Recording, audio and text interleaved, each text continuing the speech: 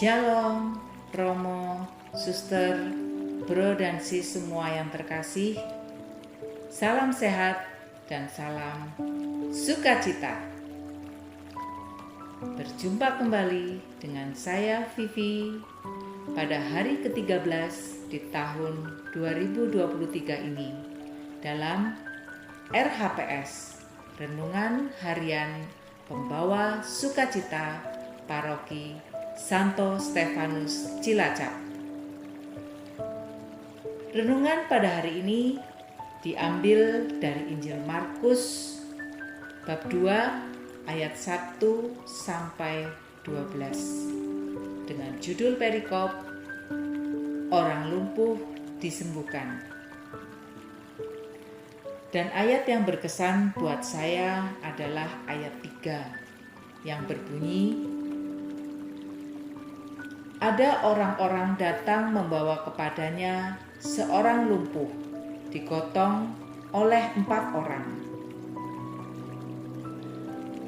Hari ini renungan saya beri tema menjadi perantara. Bro dan sis, dalam bacaan di sini yang dimaksud orang lumpuh itu adalah lumpuh secara fisik. Orang lumpuh pastinya tidak akan bisa melakukan tindakan motorik apapun. Dia hanya bisa terbaring. Bahkan untuk minum dan makan pun harus membutuhkan pertolongan orang lain. Bisa kita bayangkan bagaimana susah dan repotnya kehidupan orang lumpuh itu. Dan yang pasti, orang lumpuh sangat menderita, tersiksa, dan bosan kehidupannya. Karena hanya bisa terbaring dan tidak bisa bebas melakukan apapun yang dikehendaki. Bro dan sis, kelumpuhan pun bisa terjadi pada kita yang secara fisik masih sempurna. Secara jasmani, fisik kita memang masih sempurna dan normal. Kita masih bisa melakukan semua aktivitas sehari-hari dengan baik. Kita masih bisa melakukan semua kehendak yang kita inginkan. Tetapi segala masalah, pencobaan, dan pergumulan hidup bisa membuat kita menjadi lumpuh secara rohani.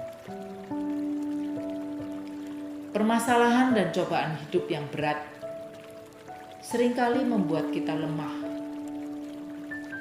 Dan yang lebih parahnya, kita bisa menjadi lumpuh dalam iman. Karena cobaan yang berat bisa membuat kita seperti sudah tidak ada jalan lagi, seolah kehidupan kita pun bisa hancur dan sangat membosankan. Hal ini kita pun bisa menjadi lumpuh, bukan secara fisik, tetapi secara rohani dan iman.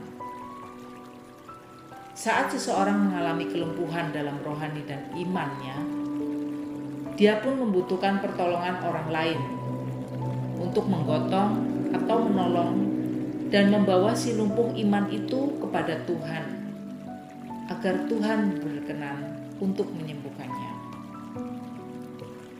Seperti dalam bacaan Injil Markus ini, pertolongan dari orang lain, sahabat, atau keluarga adalah perantara agar si lumpuh bisa disembuhkan. Bro dan sis, dalam ayat ini kita pun bisa menjadi si lumpuh yang membutuhkan pertolongan orang lain. Saat-saat di mana kita menjadi si lumpuh, kita harus mau untuk menjadi rendah hati, mau mematikan ego, bahwa kita membutuhkan pertolongan orang lain. Dan kita mau dengan rendah hati meminta agar orang lain menggotong dan menolong kita untuk dibawa kepada Tuhan. Dan kita pun bisa menjadi si penolong seperti dalam ayat ini, yang menggotong dan membawa si lumpuh tersebut untuk dihantarkan kepada Tuhan. Kita bisa menjadi perantara bagi orang yang membutuhkan pertolongan kita. Di sini kita pun diajarkan Tuhan untuk menjadi orang yang ringan tangan. Kita diajarkan untuk berbela rasa kepada orang yang sedang menderita. Karena pertolongan kita sangat dibutuhkan bagi orang-orang yang sedang mengalami kelumpuhan. Bro dan sis, saya akan membagikan sedikit sharing cerita saya. Pergumulan dan cobaan hidup yang saya alami sepanjang kehidupan pernikahan saya sangatlah panjang dan seperti roller coaster. Tetapi setiap kali saya terjatuh dan iman saya menjadi lumpuh, saya memiliki sahabat-sahabat yang selalu siap menolong untuk menggotong dan mengantarkan saya kembali kepada Tuhan. Puncaknya adalah saat saya mengikuti camp Wah Berkat di Semarang. Sahabat saya membawa saya kepada acara camp Wah Berkat tersebut. Dan puji Tuhan, Tuhan menyembuhkan kelumpuhan iman saya. Dan perjalanan kehidupan saya hingga saat ini, Tuhan selalu menyertai dalam proses pemulihannya. Kuncinya adalah asal saya mau membuka hati dan menjalankan semua proses yang Tuhan kehendaki atas diri saya. Dan sahabat-sahabat saya pun selalu setia sampai sekarang dan mau untuk menjadi penolong perantara saya kepada Tuhan. Sebagai bahan refleksi kita semua pada hari ini, saat kita sedang mengalami kelumpuhan dalam penderitaan dan cobaan yang berat, apakah kita sudah dengan rendah hati mau meminta pertolongan dan mau ditolong oleh orang lain?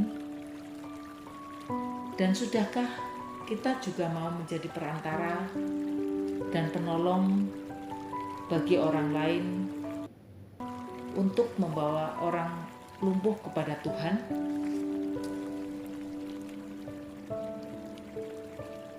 Demikianlah Bro dan Sis, renungan dan sharing singkat saya hari ini. Semoga bisa menjadi berkat dan kekuatan bagi kita semua. Marilah kita berdoa dalam nama Bapa dan Putra dan Roh Kudus. Amin. Allah Bapa yang Maha Kasih, dengan segala kerendahan hati, kami yang lumpuh dan membutuhkan pertolongan datang kepadamu, agar Engkau berkenan menyembuhkan kami, dan agar kami pun bisa selalu menjadi perantara penolong bagi sesama kami, untuk kami bawa kepadamu. Amin. Dalam nama Bapa dan Putra dan Roh Kudus. Amin. Terima kasih Bro dan Sis semuanya. Berkah dalam. Salam sukacita.